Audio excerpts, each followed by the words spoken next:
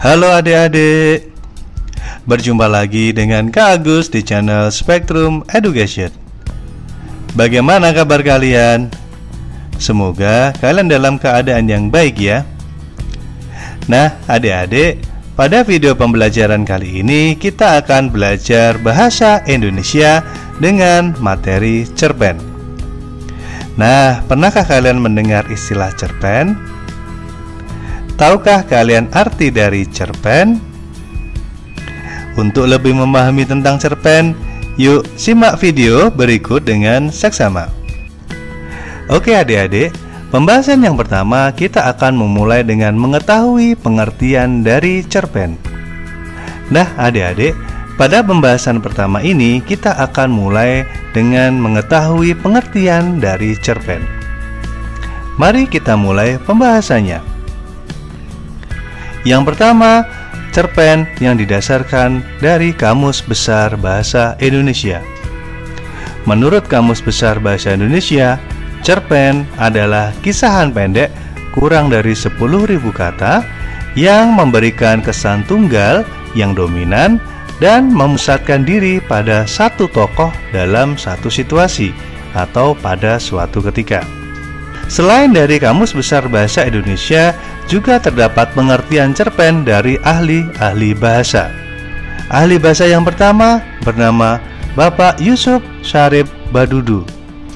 Menurut Bapak Yusuf Syarif Badudu, cerpen adalah cerita pendek yang berfokus dan berkonsentrasi pada suatu peristiwa kejadian. Pada peristiwa kejadian tersebut hanya mengisahkan satu tokoh cerita saja. Ahli bahasa yang kedua bernama Bapak Hans Bakue Jasin. Arti cerpen menurut Bapak Hans Bakue Jasin adalah merupakan sebuah cerita pendek yang memiliki bagian di mana terdapat struktur yang lengkap, mulai dari perkenalan, permasalahan, dan penyelesaian dari masalah tersebut. Setelah mempelajari pengertian dari cerpen, ternyata cerpen memiliki ciri-ciri yang membedakan dengan karya sastra lainnya. Apa saja sih ciri-ciri dari cerpen? Berikut ciri-ciri dari cerpen. Yang pertama, bersifat fiktif atau hanya karangan penulis semata. Yang kedua, susunan kata pada cerpen tidak lebih dari 10.000 kata. Yang ketiga, cerita pada cerpen sangat singkat dan selesai dibaca sekali duduk. Yang keempat, cerita dalam cerpen biasanya terlahir dari peristiwa sehari-hari. Yang kelima, menggunakan pemilihan kata yang mudah dipahami. Yang keenam, memiliki satu alur saja dan hanya terdapat satu kompleks saja dalam cerita. Yang ketujuh, karakter tokoh pada cerpen sangat sederhana. Dan yang kedelapan adalah memiliki pesan moral yang disampaikan kepada pembaca.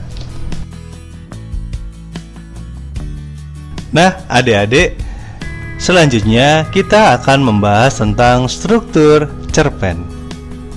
Struktur juga dapat dikatakan susunan atau penyusun dalam sebuah cerita cerpen. Terdapat beberapa penyusun atau struktur pada cerpen. Berikut struktur dari cerita cerpen. Yang pertama ada abstrak. Abstrak merupakan gambaran awal cerita yang dikisahkan dalam suatu cerita. Abstrak biasanya digunakan sebagai pelengkap pada cerpen. Oleh sebab itu, abstrak bersifat opsional atau pilihan pada cerpen. Struktur yang kedua yaitu adalah orientasi. Orientasi merupakan penggambaran latar cerita, di latar waktu, latar suasana, atau latar tempat terjadinya cerita. Yang ketiga, komplikasi. Komplikasi pada cerpen menjelaskan keterkaitan bagian cerita dengan pemaparan awal mengenal masalah yang dihadapi tokoh. Watak tokoh dalam cerpen juga diceritakan pada bagian ini. Selain itu, bagian ini juga menjelaskan urutan kejadian yang menjadi sebab akibat dalam cerita cerpen. Berikutnya, struktur cerpen yang keempat adalah evaluasi. Pada bagian evaluasi, menceritakan konflik tokoh yang semakin memuncak. Konflik mulai menuju klimaks dan mendapatkan penyelesaian masalah yang terjadi. Struktur selanjutnya yaitu adalah resolusi. Resolusi adalah bagian akhir dari permasalahan yang dialami tokoh. Di bagian ini terdapat penjelasan pengarang mengenai permasalahan yang dihadapi tokoh dalam cerpen. Dan struktur yang terakhir adalah koda.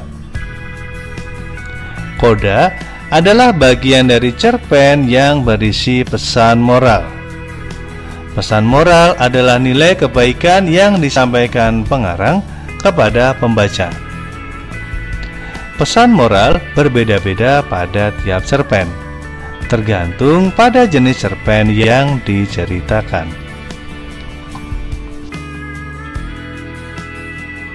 Adik-adik, pembahasan selanjutnya adalah tentang unsur-unsur pada cerpen. Terdapat dua unsur pada cerpen, yaitu unsur intrinsik dan unsur ekstrinsik. Sekarang, mari kita mulai pembahasannya. Unsur cerpen yang pertama yaitu adalah unsur intrinsik. Unsur intrinsik adalah unsur pembangun dalam cerita. Ada beberapa unsur intrinsik yang terdapat dalam cerpen. Berikut di antaranya.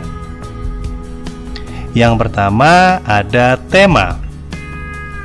Tema adalah topik yang melatar belakangi suatu cerita. Yang berikutnya ada alur atau plot. Alur atau plot adalah urutan jalannya cerita. Unsur berikutnya ada setting atau latar. Setting atau latar adalah bagian yang menjelaskan tempat atau lokasi, waktu, dan suasana dalam cerita. Unsur selanjutnya yaitu adalah tokoh. Tokoh merupakan pelaku dalam cerita. Selanjutnya ada unsur watak. Nah, watak merupakan gambaran sifat dari masing-masing tokoh. Yang berikutnya yaitu ada sudut pandang. Sudut pandang adalah cara pengarang menempatkan dirinya dalam cerita yang dikarang. Dan unsur yang terakhir adalah amanat. Amanat adalah pesan yang ingin disampaikan kepada para pembaca. Adik-adik, yang disampaikan kakak tadi adalah unsur-unsur intrinsik. Sekarang kakak akan membahas unsur yang kedua, yaitu adalah unsur ekstrinsik. Unsur ekstrinsik. Tahukah kalian apa itu unsur ekstrinsik? Unsur ekstrinsik adalah unsur pembangun yang berasal dari luar cerita cerpen. Berikut beberapa unsur ekstrinsik cerpen.